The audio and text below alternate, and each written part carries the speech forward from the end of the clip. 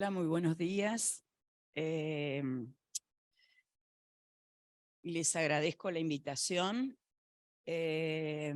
para participar en estas primeras jornadas, aunque me hubiese gustado que haya más expositoras mujeres, pero bueno, espero que en la próxima jornada lo logren.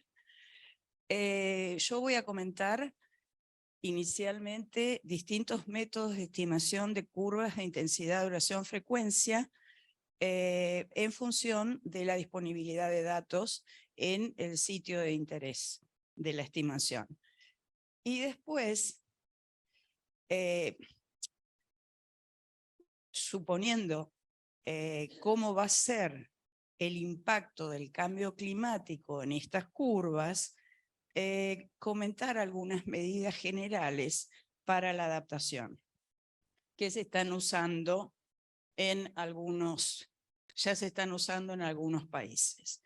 Bueno, acá casi todos sabemos que estas curvas constituyen una herramienta muy usada en ingeniería para la planificación, el diseño y la operación de proyectos de recursos hídricos.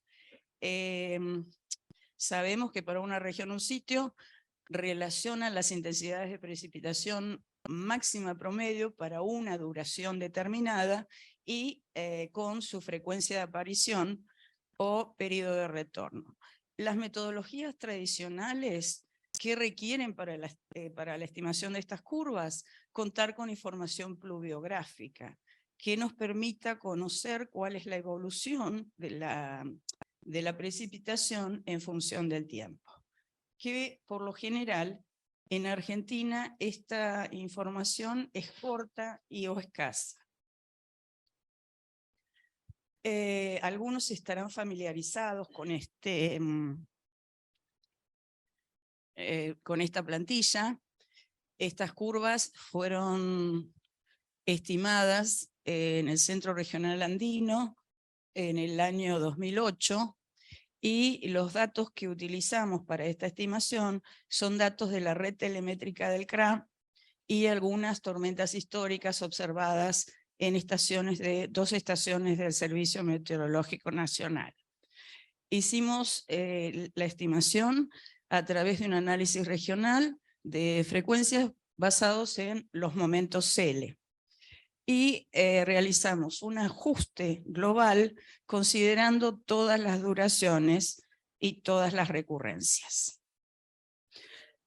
¿Se pueden estimar IDF sin datos o con información pluviométrica? Bueno, la respuesta es sí.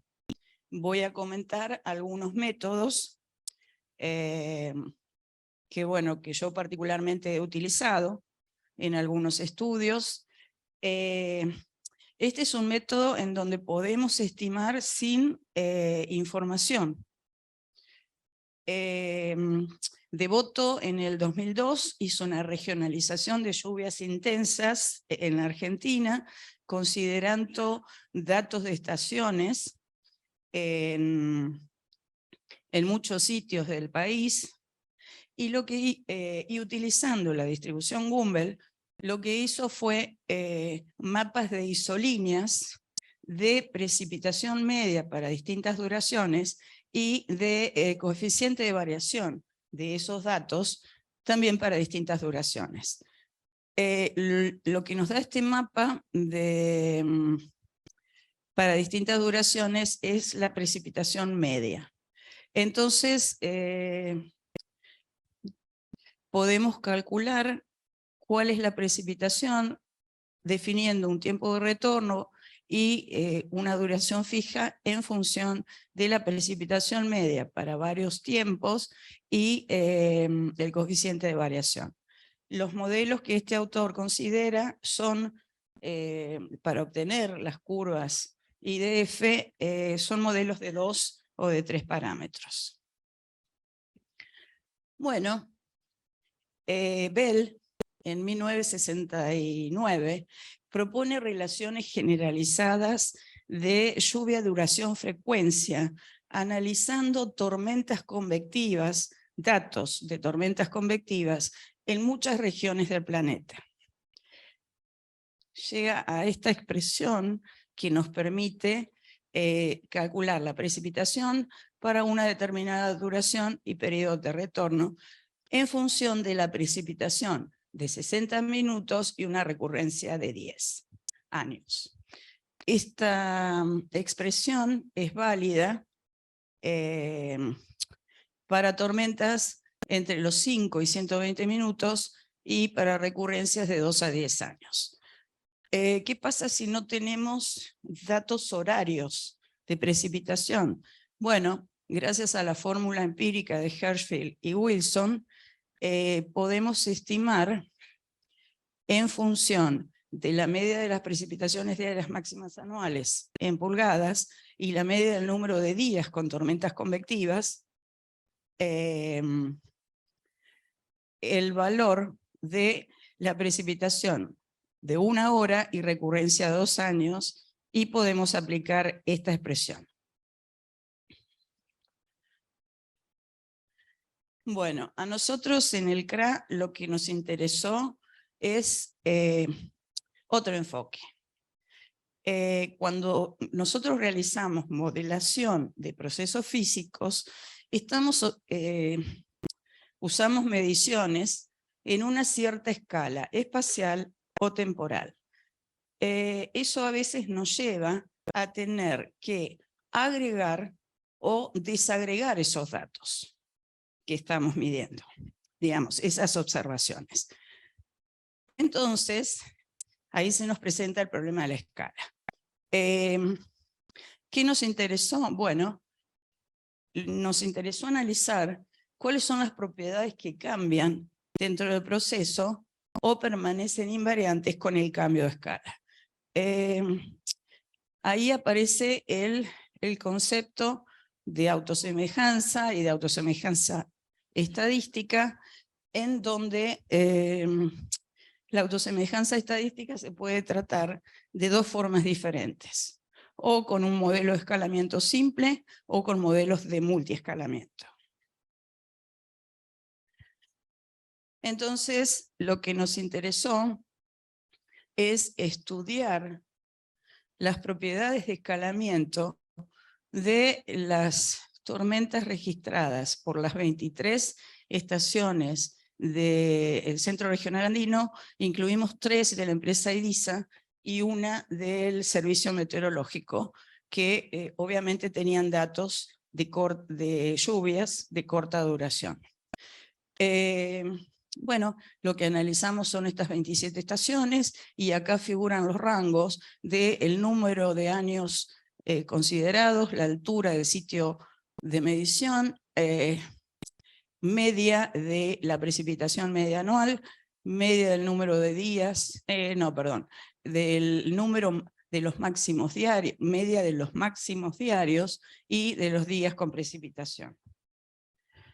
Bueno, ahora teníamos que probar cuál era, si estas tormentas cumplían con la condición de escalamiento simple. Probamos todas estas duraciones, acá entre los 5 y los 30 minutos, con incrementos de 5 minutos, y después de la hora con incrementos de 1 hora hasta las 12. Los que vivimos acá en la región sabemos que, y como explicó el doctor Araneo, básicamente las tormentas intensas son de origen convectivo, ¿sí? Y tienen corta duración. ¿Qué queríamos probar? Bueno, este concepto de autosemejanza estadística que implica igualdad de distribución de probabilidades para las distintas escalas del proceso. Para eso lo que nosotros usamos son modelos momentos ponderados por probabilidad, que tienen esta expresión en 2 escalas diferentes, siendo lambda un factor de escala y beta el exponente de escalamiento. ¿Cómo probamos esto? Que si estas tormentas estos datos que habíamos analizado cumplían con la propiedad de escalamiento simple, bueno, simplemente, en función de los datos, calcular distintos órdenes de los momentos ponderados por probabilidad, que son los que probamos son estos, para las distintas duraciones. Esto en el dominio de los logaritmos vemos que se pueden ajustar a rectas esos puntos para las diferentes duraciones, y si esas rectas mantienen una pendiente constante, lo que nosotros podríamos decir es que la propiedad de escalamiento simple se cumple, que es lo que vemos acá, en este gráfico ejemplo. Bueno, dijimos cuál es el modelo, digamos, más sencillo para modelar el proceso de escalamiento. Y dijimos, bueno, vamos a utilizar el modelo Gumbel. Esta expresión acá lo que nos permite es calcular la intensidad para una duración y para una recurrencia determinada en función de los parámetros de la distribución Gumbel calculados con los datos diarios, ¿sí?, de esa estación. También aplicamos un parámetro delta que nos permite relacionar la relación, o nos explica, digamos, la relación entre los parámetros de la distribución Gumbel o EB1 de tormentas en la estación de duración 24 horas y los parámetros de la distribución diaria. Entonces, ¿qué es lo que nos queda por averiguar? Bueno, ¿cuál es el exponente de escalamiento que tendríamos que ponerle al modelo? Tratamos varias relaciones de este parámetro con la elevación del sitio de la estación y distintas características del proceso de precipitación que queríamos estudiar. La mejor relación la encontramos con la elevación del sitio de medición. Y este es el ajuste que obtuvimos con un R cuadrado sumamente satisfactorio. Bien, pero dijimos, ¿qué hacemos con la información pluviométrica que tiene la provincia? Entonces recurrimos a ver qué pasaba si incorporábamos 32 pluviómetros de la Red Hidrológica Nacional y los datos diarios de 3 estaciones del Servicio Meteorológico. Eso nos llevó a tener 62 estaciones analizadas, y lo que aplicamos para identificar cuáles de estas estaciones pertenecían a una región homogénea fue aplicar una medida de heterogeneidad diseñada por Hoskin y Wallis. De esas 62, 55 cumplieron con la condición de región homogénea. Nuevamente acá tienen el rango de variables de esas 55 estaciones. Bueno, en función de los modelos L, de los momentos L de cada estación, obtenido con los datos de cada estación, hicimos 500 simulaciones y llegamos a la conclusión que había 2 distribuciones que se ajustaban. La logística generalizada y la generalizada de valores extremos. Los parámetros estimados son estos para la GEB. Vemos y testeamos que ese valor no era significativamente distinto de 0, y como saben, esta es una expresión general de la Gumbel. Entonces seguimos trabajando con la distribución Gumbel. ¿Cómo nos quedó el modelo de escalamiento para la región homogénea? Bueno, nuevamente aquí esta relación nos permite calcular las IDF, estimar las IDF, en función de ¿qué? ¿Qué parámetros? Los de la distribución Gumbel regional, que son estos acá, este que relaciona tormentas de duración, parámetros de la distribución Gumbel, para tormentas de 24 horas y diarias. Entonces lo único que tiene que hacer el usuario es estimar el valor medio de las intensidades máximas anuales del pluviómetro y el exponente de escalamiento en función del ajuste que mostré previamente. Bueno, el desempeño del modelo es este. Acá se ve mejor que en mi computadora. Bueno, hicimos un total de 2.401 estimaciones. Acá tenemos los datos observados y acá tenemos los datos simulados por el modelo. Como pueden ver, no tenemos subestimaciones, no se encuentran subestimaciones,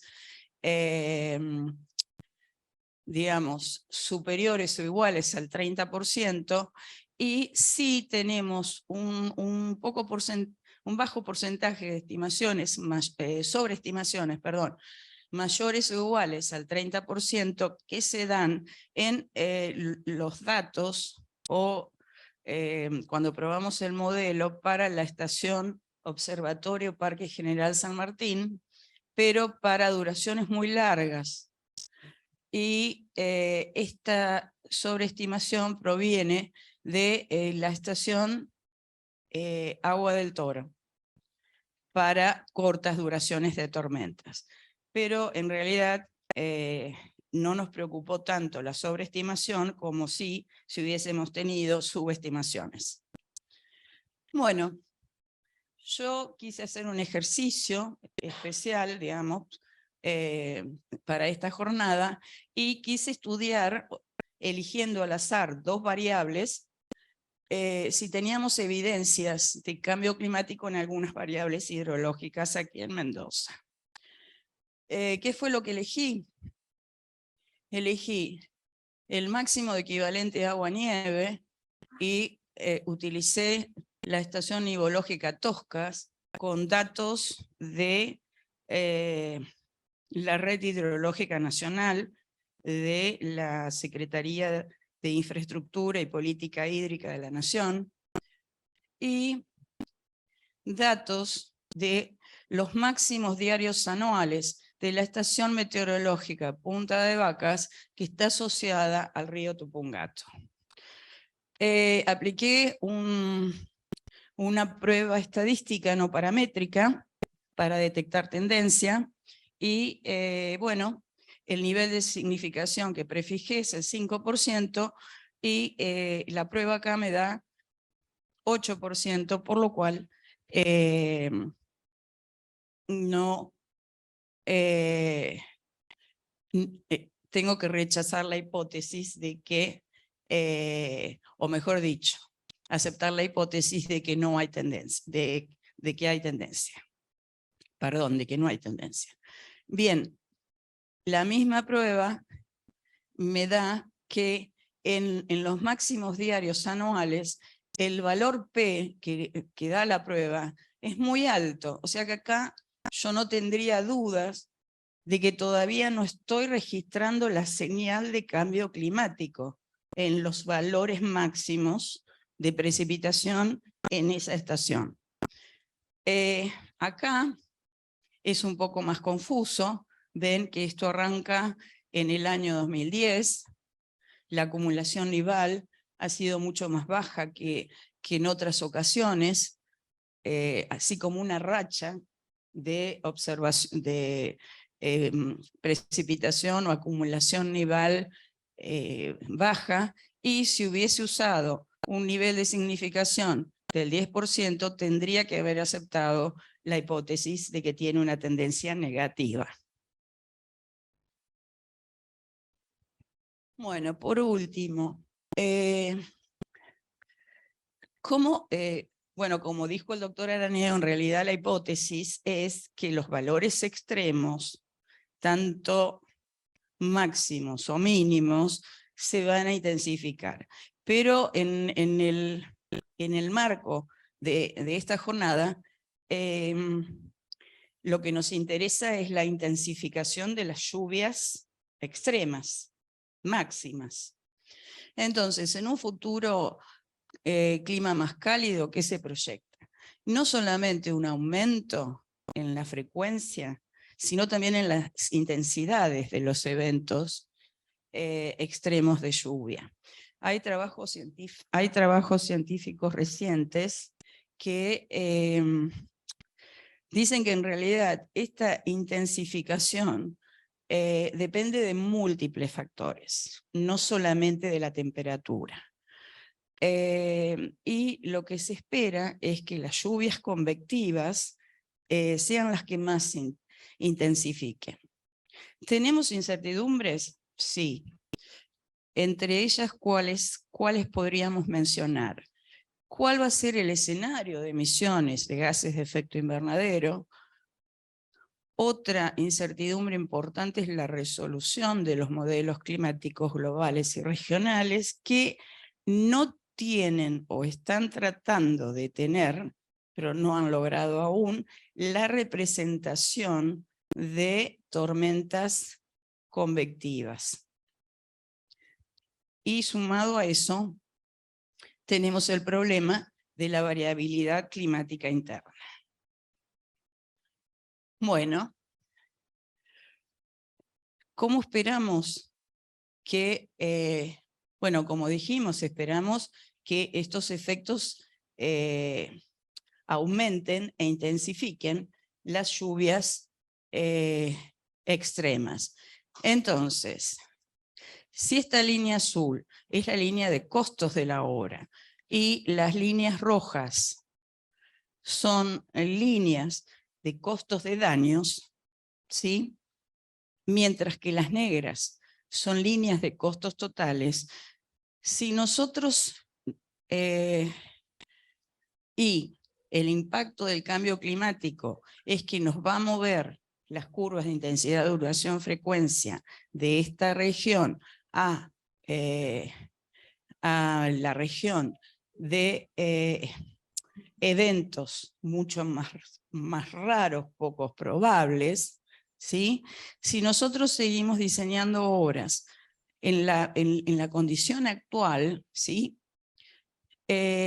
Bueno, vamos a tener, suponiendo este corrimiento, lo que vamos a tener es un costo adicional en los daños de las obras que fallen. En cambio, si nosotros empezamos a diseñar las obras con costos, por supuesto, más elevados, pero lograríamos una reducción, ¿sí?, de los costos totales. ¿Cuáles son algunas de las pautas de adaptación que están teniendo o están llevando a cabo algunos lugares? Básicamente voy a describir tres.